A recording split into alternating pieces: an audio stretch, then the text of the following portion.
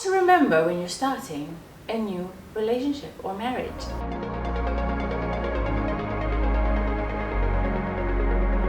Make it to the hello finish line and keep it. Of course, beginning a new thing with a man, a marriage, is very difficult. I mean, it's easy to start. Let's just put it that way. It's easy to start. But once you get started, you begin to lose yourself slowly but surely, bit by bit.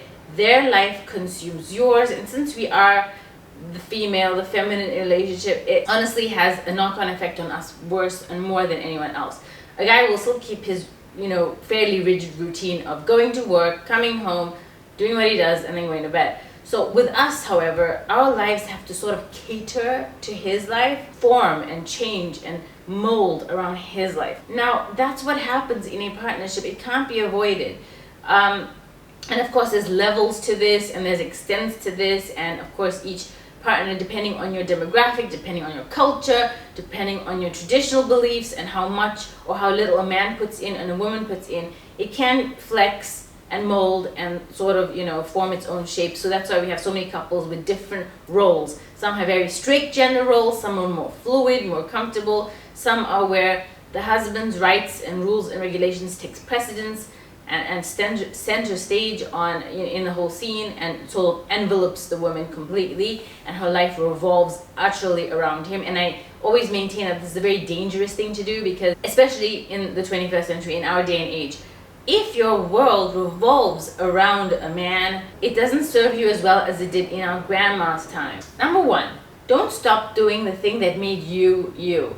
Whatever you are known for, whatever is your flair, whether you're known to be a chef, if that was your career, if that's something that you delight in, if that was your job, if you owned a restaurant, and that's what your world revolved around, of course you have to make space and give way to allowing a man to come into that, time-wise, energy-wise, etc. But again, don't completely lose your flair for that cooking. Find ways to, cooking is kind of easy because you can inculcate that in your life when you feed your man. But besides that, find a way to keep on doing what you love and running that restaurant, running that career, running what you love, honestly, because that's what made you so special. That is what he wanted.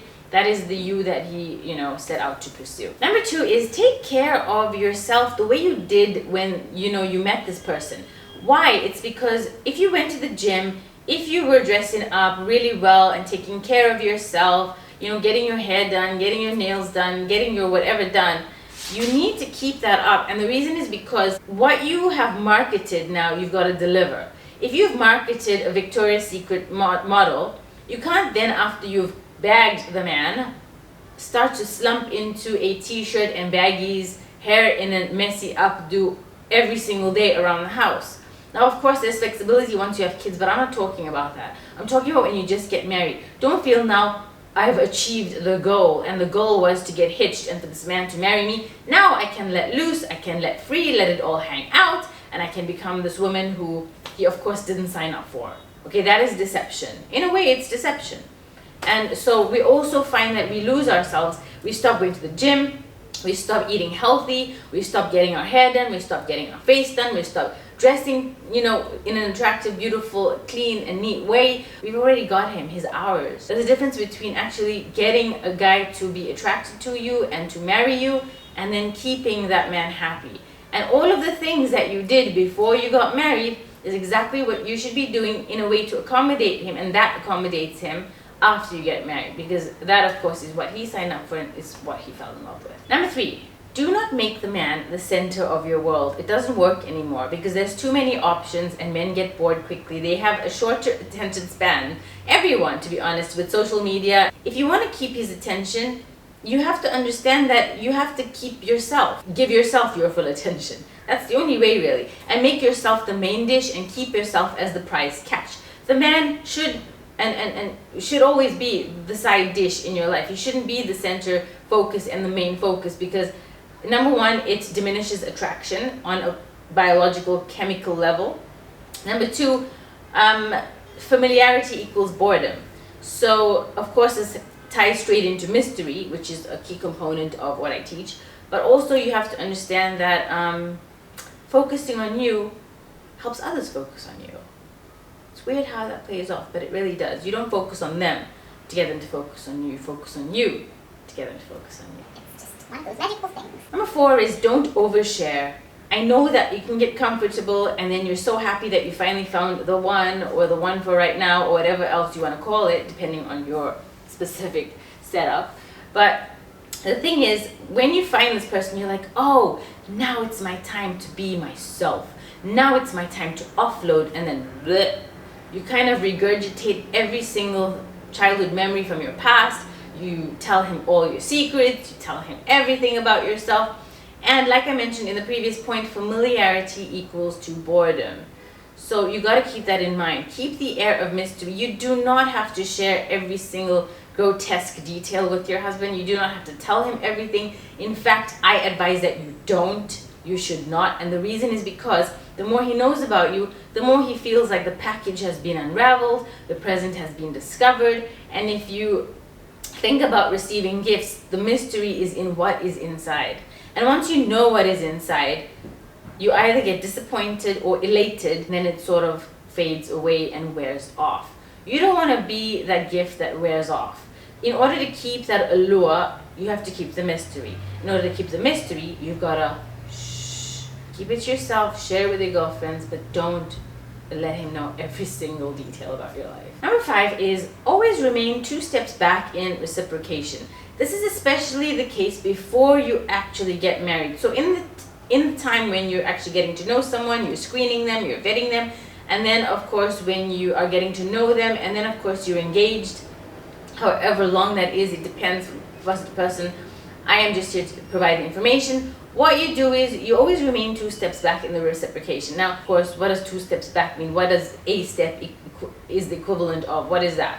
But basically what I'm saying is do not supersede him in giving affection, supersede him in giving gifts, supersede him in giving your time, supersede him in just basically anything that is the giving part. Allow him to be the man, allow him to take the first step, allow him to lead things where they need to go. This is of course, a general rule. But if it gets more specific, if he drags things on for too long and you want to make it halal, that's a different story for another video.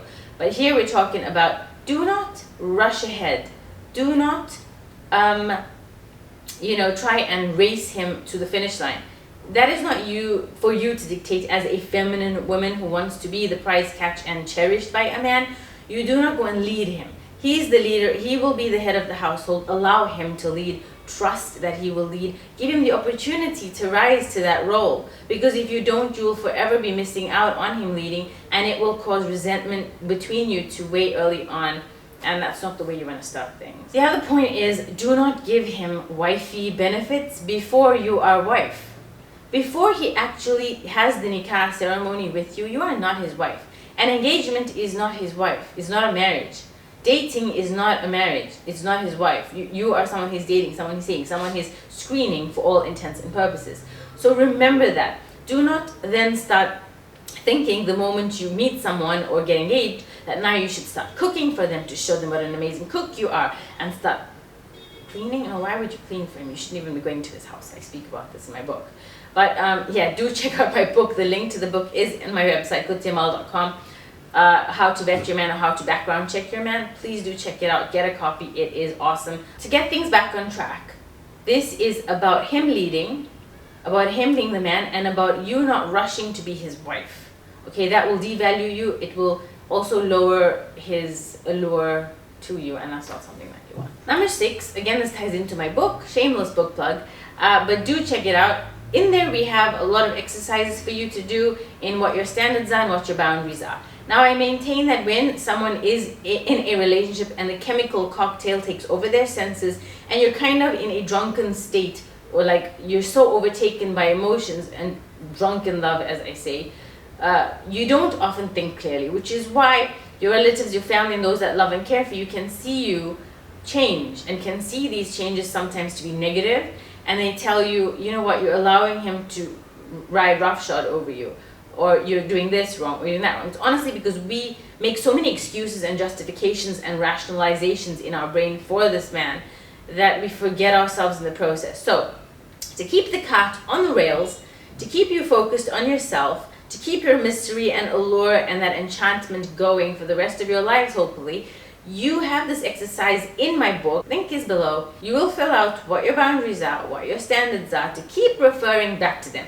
And why I maintain that you should write this down, because cognitively it will help you understand on a deep subconscious level what your boundaries are. So you will feel it in a visceral way when someone is transgressing those boundaries, or when this guy is trying to take too much out of you. And your limits are there to protect you, remember, and that is the way you can honestly give in a wholehearted way. If you have no limits and boundaries, you'll give a lot, but you'll often be left feeling resentful. So in the book, it helps you keep the cart on the rails, so that 2 years into marriage, 5 years into marriage, 10 years into marriage, you keep referring back to the book to see, where did I lose myself? Where did I forget who I am? Where did I forget what my values are, what my boundaries are, what I stand for, what I believe in, what I hold and cherish dear to my heart? What is it that I don't allow, that I've allowed to slip under the radar?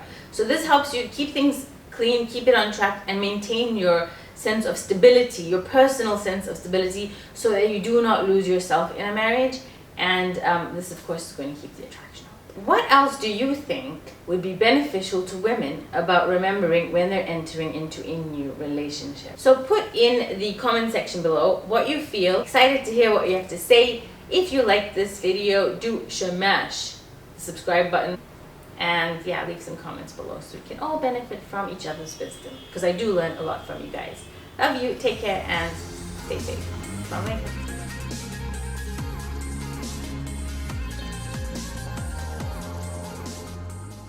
Like dish looks slightly better, but honestly, with a hat this big, it could probably cause an eclipse. Mexican wave, people. Sombrero. Ooh la la.